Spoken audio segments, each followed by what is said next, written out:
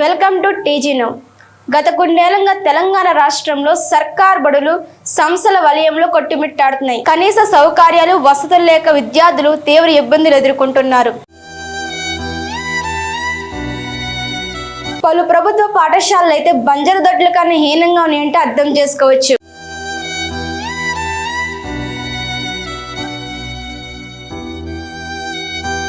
విద్యార్థులు అన్ని ఆరు బయట ముగించుకునే దౌర్భాగ్య పరిస్థితి ఏర్పడిందంటే అసలు గత ప్రభుత్వాలు ఏం చేశాయి?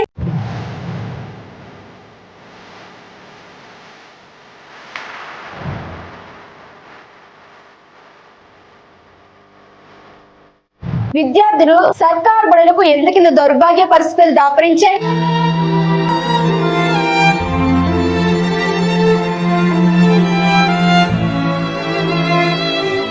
ప్రశ్నించే నాదులు లేక, లేదా ప్రైవేట్ పాఠశాలకు వెన్నుదన్నుగా నిలిచేందుక? పేద విద్యార్థులకు చదువు దూరం చేయడం ప్రభుత్వ అధికారుల లక్ష్యమా?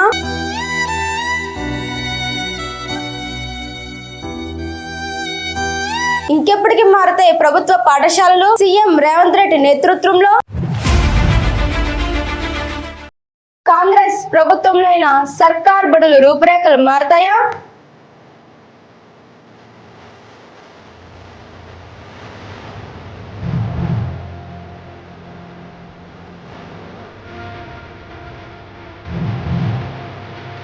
విలువలాడుతున్న పాఠశాలలు, క్లాస్ రూమ్ లో బ్లాక్ బోర్డు నోచుకొని విద్యార్థులు, కనీస సౌకర్యాలు లేక విద్యార్థుల అవస్థలు.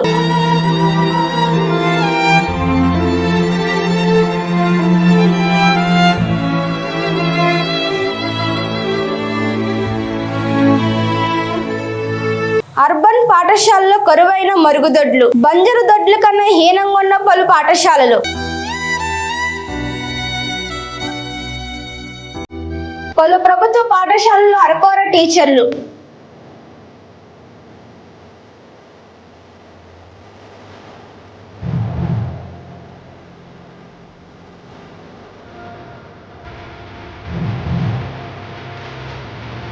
పట్టించుకొని ప్రజాప్రతినిధులు, అధికారులు.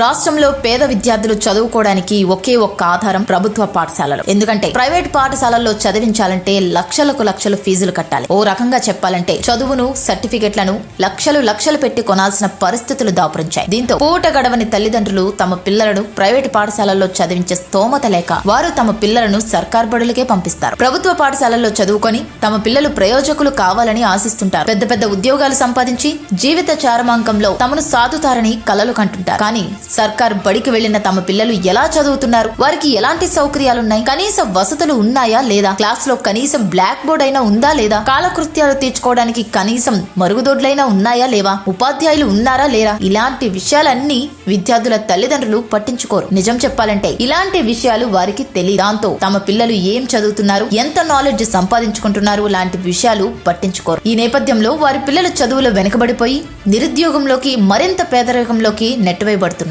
ప్రభుత్వ పాఠశాలల్లో కనీస సౌకర్యాలు లేక విద్యార్థులు విలవెల్లాడుతున్నారు. స్కూల్కి వెళ్తే పాఠశాల గది సరిగ్గా ఉండదు. గదిలో కనీసం బ్లాక్ బోర్డు కు కూడా నొచ్చుకోలేని పరిస్థితులు నెలకొన్నాయి. మరోవైపు ఒకే క్లాస్ లో 2-3 తరగతుల పిల్లలను కూర్చోబెట్టి చదువు చెప్తున్న దుస్థితి ఉంది. ఇదిలా ఉంటే సరైన త్రాగునీటి సౌకర్యం, మరుగుదొడ్లు, ఉపాధ్యాయులు, సిబ్బంది లేకపోవడంతో బయటకు వెళ్లి నీటి దాహం తీర్చుకుంటున్నారు. నీటి సౌకర్యం ఉన్న చోట పర్యవేక్షణ లోపం వల్ల నీటి కుళాయిలు పూర్తిగా మురికిగా మారాయని తల్లిదండ్రులు ఆవేదన వ్యక్తం చేస్తున్నారు. సిబ్బంది లోపం కారణంగా ప్రాథమిక పాఠశాలకు ఒకరిద్దరు మాత్రమే పాఠాలు బోధిస్తున్నారని ఆరోపిస్తున్నారు. ప్రాథమిక పాఠశాలలో భద్రత లోపం వల్ల అనేక సమస్యలు ఎదుర్కొంటున్నామని ఉపాధ్యాయులు కూడా వాపోతున్నారు. ఒకే తరగతి గదిలో 2-3 తరగతి విద్యార్థులకు పాఠాలు చెప్తున్నామని, ప్రహరీ గోడ లేనందున బయట తిరిగే పోక్రీలు రాత్రి వేళలో పాఠశాల ఆవరణలో చొరబడి తరగతి గదిలో మద్యం, సిగరెట్లు సేవిస్తున్నారని వాపోతున్నారు. అంతేకాకుండా మరుగుదొడ్లకు తలుపులు కూడా లేని పరిస్థితులున్నాయి. తెలంగాణ రాష్ట్ర ప్రభుత్వం విద్యార్థులకు నాణ్యమైన విద్యను అందించేందుకు అనేక రకాల పథకాలను ప్రవేశపెట్టి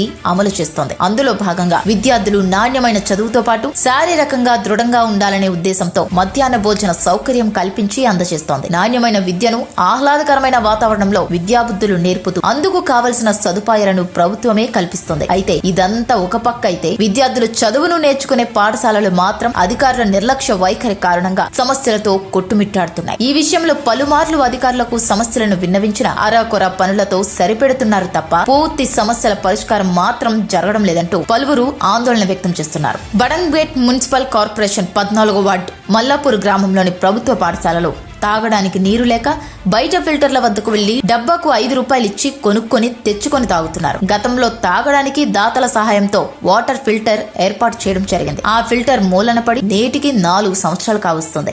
మన ఊరు మనబడి కార్యక్రమం తీసుకొని ప్రభుత్వ పాఠశాలను అభివృద్ధి చేశాం, విద్యార్థులకు అన్ని సదుపాయాలు ఏర్పాటు చేస్తున్నాం అని చెప్పిన ప్రభుత్వం తాగడానికి ఎందుకు మంచినీళ్లు ఏర్పాటు చేయడం లేదని విద్యార్థులు ఆవేదన వ్యక్తం చేస్తున్నారు. ప్రతిరోజు ఇంటి నుండి తెచ్చుకున్న ఒక్క బాటిల్ అయిపోవడంతో భోజనం చేసే సమయంలో మంచినీరు లేక స్కూల్ నుండి బయటకు వెళ్లి ప్రైవేట్ ఫిల్టర్ వద్ద 5 రూపాయలు ఇచ్చి కొనుక్కొని తాగడం జరుగుతుంది. ఇప్పటికైనా తక్షణమే స్పందించి మంచినీటి ఫిల్టర్ ను ఏర్పాటు చేయాలని విద్యార్థులు డిమాండ్ చేస్తున్నారు. అర్బన్ రెసిడెన్షియల్ స్కూల్స్ సమస్యలతో కొట్టుమిట్టాడుతున్నాయి. మోమిన్పేట్ కేంద్రంలో అర్బన్ రెసిడెన్షియల్ లో దౌర్భాగ్య పరిస్థితి నెలకొంది. మోమిన్పేట్ కేంద్రంలో జిల్లా కలెక్టర్ ప్రజాప్రతినిధుల సమక్షంలో ప్రతిష్టాత్మకంగా ప్రారంభించిన అర్బన్ రెసిడెన్షియల్ పాఠశాలలో ఒక మరుగుదొడ్డి కూడా లేకపోవడం బాధాకరమైన విషయం. గత సంవత్సరం ఈ విద్యా సంవత్సరానికి సంబంధించి విద్యార్థులకు ఇప్పటి వరకు ఒక్క రూపాయి కూడా మెను కాస్మెటిక్ ఛార్జీలు ఇవ్వలేదని ఆవేదన వ్యక్తం చేశారు. కాస్మెటిక్ ఛార్జీలు ప్రభుత్వం నుండి వచ్చినా విద్యార్థులకు అందనటువంటి దౌర్భాగ్య పరిస్థితి ఉంది. 30 మంది విద్యార్థులకు 17 మంది మాత్రమే హాస్టల్లో ఉన్నారు. కనీసం క్లాస్ లో బ్లాక్ బోర్డుకు నోచుకునే స్థితిలో విద్యార్థులున్నారు. స్నానం గదులు మరుగుదొడ్లు కూడా లేవు. బయట స్నానాలు, విసర్జనకు పొలాల్లోకి పోతున్న పరిస్థితి. క్లాస్ లో బోధన లేకుండా పిల్లలతో పుస్తకం ఇచ్చి చదువుకోమని చెప్పడమే ఇక్కడ బోధన.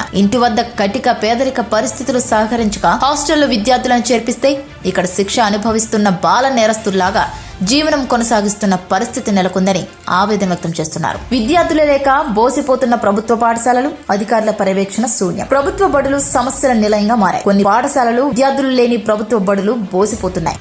కొంతమంది పిల్లల తల్లిదండ్రులు ప్రైవేట్ బడి వైపు చూస్తున్నారని, ప్రైవేట్ చదువులు భారంగా ఉన్నా ప్రభుత్వ పాఠశాలల తీరు సరిగా లేదని వాపోతున్నారు. తాగునీరు, వంటశాలలు, మూత్రశాలలు లేవు. ఇలాంటి సమస్యలతో విద్యార్థులు సతమతమవుతున్నారు. ప్రభుత్వం చొరవ తీసుకొని ప్రైవేట్ పాఠశాలలకు ధీటుగా తీర్చిదిద్దాలని, అన్ని సౌకర్యాలు ప్రతి పాఠశాలలో కల్పించాలని విద్యార్థుల తల్లిదండ్రులు కోరుతున్నారు. ప్రైవేట్ స్కూల్స్ కి వెన్నుదన్నుగా నిలిచేందుకే ప్రభుత్వ పాఠశాలలను గత ప్రభుత్వాలు నిర్లక్ష్యం చేశాయి అనే ఆరోపణలున్నాయి. ప్రభుత్వ పాఠశాలలను పటిష్టం చేసి పేద విద్యార్థులకు నాణ్యమైన విద్య అందిస్తే ప్రైవేట్ పాఠశాలలు మనుగడ సాధించలేవని గుర్తించిన ప్రైవేట్ పాఠశాలల యాజమాన్యాలు ప్రభుత్వ పెద్దలకు ముడుపులు అందించి ప్రభుత్వ పాఠశాలలను విస్మరించేలా చేశాయి అనే ఆరోపణలు ఉన్నాయి. దీంతో ప్రభుత్వ పాఠశాలల్లో విద్యా ప్రమాణాలు లేక, నాణ్యమైన విద్యా బోధనలు అందక విద్యార్థుల తల్లిదండ్రులు కూడా తమకు ఫీజులు భరించడం భారమైన అప్పులు చేసి మరీ ప్రైవేట్ పాఠశాలలకు పంపుతున్నారు. అయితే ఫీజుల భారం భరించలేని పేద తల్లిదండ్రులు మాత్రం అదే ప్రభుత్వ పాఠశాలలకు పంపుతున్నారు. దీంతో పేద విద్యార్థులకు సరైన విద్యా బోధన అందక, పాఠశాలల్లో సరైన సౌకర్యాలు లేక సతమతమవుతూ చదువులు వెనుకబడిపోయి నిరుద్యోగులుగా మిగిలిపోతున్నారు. దీంతో వారి తల్లిదండ్రుల్లాగే పిల్లలు కూడా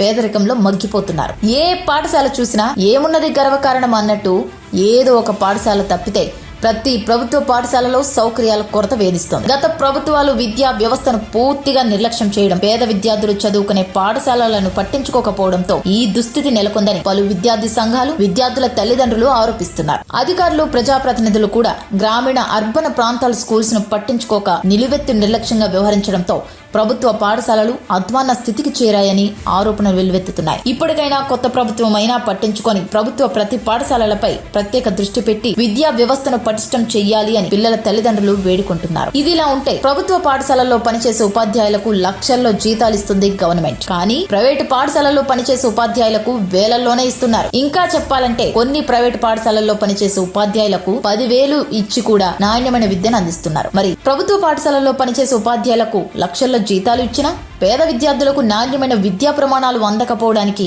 ప్రభుత్వ ఉపాధ్యాయుల తీరు కూడా ఒక కారణంగా చెప్పుకోవచ్చు.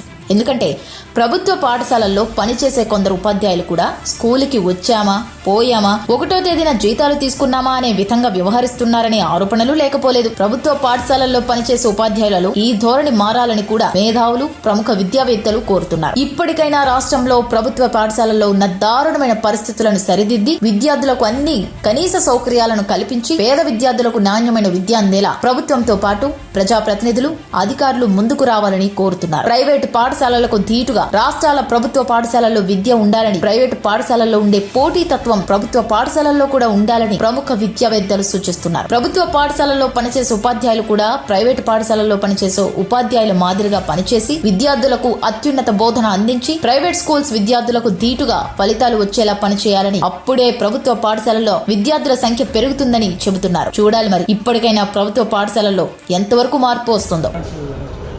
ఈరోజు ముఖ్యంగా ఎంవి ఫౌండేషన్ అనే సంస్థలో నేను నేషనల్ కన్వీనర్గా పనిచేస్తాను. పిల్లల హక్కుల మీద, విద్యా వ్యవస్థ మీద, వాటి మీద మేము దృష్టి పెడతాము. ముఖ్యంగా బాలల హక్కుల పరిరక్షణ వేదిక, దళిత సంఘము, ఎంవి ఫౌండేషన్ 3 సంస్థలు కలిసి వివిధ జిల్లాల్లో ఉన్న విద్యా పరిస్థితుల మీద ఈరోజు పబ్లిక్ హియరింగ్ పెట్టడం జరిగింది. ఈ పబ్లిక్ హియరింగ్కు జ్యూరీస్గా శాంతా సిన్హా గారు, ప్రొఫెసర్ శాంతా సిన్హా గారు, మాజీ చైల్డ్ రైట్స్ కమిషన్, అదేవిధంగా ప్రొఫెసర్ పిఎల్ విశ్వేశ్వరరావు గారు, అదేవిధంగా పద్మజా షా గారు ప్రొఫెసర్, అదేవిధంగా నావిక హర్షే ఆమె కూడా వచ్చింది. ఇంకొక జ్యూరీ మెంబరు అశోక్ అగర్వాల్ ఢిల్లీ నుంచి వచ్చారు, సుప్రీంకోర్టు లాయరు. ఇంకోటి మా షకీల్ గారు. వీళ్ళు ఒక ప్యానెల్గా మేము నిర్ణయించుకొని ఈరోజు ఆదిలాబాదు, నాగర్ కర్నూలు, గద్వాల్, నల్గొండ, సూర్యాపేట్, రంగారెడ్డి, వికారాబాద్, భువనగిర్ ఇటువంటి జిల్లాల నుంచి, వివిధ జిల్లా అండ్ హైదరాబాద్ వివిధ బస్తీల నుంచి ఆయా గ్రామాల్లో ఉన్న పాఠశాల పరిస్థితుల మీద ఈరోజు పబ్లిక్ హియరింగ్ జరిగింది. ముఖ్యంగా అందులో టీచర్ల కొరత, పాఠశాలల కొరత, గదుల కొరత అండ్ టాయిలెట్స్ లేకపోవడం, ట్రాన్స్పోర్టేషన్ లేదు పిల్లలు కూడా వచ్చారు. టాస్ అని ఒక అమ్మాయిల కమిటీ నుంచి వచ్చారు. వాళ్ళు మేము చదవాలని ఉంది కానీ మాకు పబ్లిక్ ట్రాన్స్పోర్ట్ లేదు, అందుకోసం మేము ఆగిపోతున్నాము మా విద్య, అటువంటి విషయాలు. ఇంకొకటి కొన్ని పాఠశాలల్లో ఎంఆర్ఓ ఆఫీస్ ఉంది పాఠశాలలో, ఆ ఎంఆర్ఓ ఆఫీస్ వల్ల స్థలం సరిపోతలేదని, ఇంకో దగ్గర ఒకటే స్కూల్లో 3 స్కూళ్ళు నడుస్తున్నాయి ఒకటే బిల్డింగ్లో, ఇక్కడ పాడే షరీఫ్లో. వాళ్ళు తల్లిదండ్రులు కూడా వచ్చారు. సో తల్లిదండ్రులు అందరూ వచ్చి ఈరోజు ఈ పిటిషన్స్ ఇచ్చి, ఈ విన్నతులు ఇచ్చి జ్యూరీకి ఏం చెప్పిందంటే, జ్యూరీ ద్వారా ప్రభుత్వానికి ఈ విషయాలన్నింటినీ తెలియపరచాలని చెప్పి డాక్యుమెంట్స్ రూపంలో వాళ్ళ పిటిషన్స్ అన్నీ వాళ్ళకి సబ్మిట్ చేశారు. చూశారు కదా, ఈ ఫౌండేషన్ సంబంధించిన సభ్యులు వాళ్ళ డిమాండ్స్ నెరవేర్చారు. యథా రాజా తథా ప్రజలాగానే పరిస్థితి ఉన్నది. మొత్తం సమస్యల వలయంలో సర్కారు బడులుగా పరిస్థితి ఉన్నదని చెప్తున్నారు. ఇప్పటికైనా ఈ ప్రభుత్వం వసతుల విషయంలో కానీ, లేకపోతే టీచర్స్ విషయంలో కానీ, ఎంఈఓల విషయంలో కానీ ఈ కొరతని ఫుల్ఫిల్ చేయాలనేది ఈ ఫౌండేషన్ ఒక demand. Thank you for watching.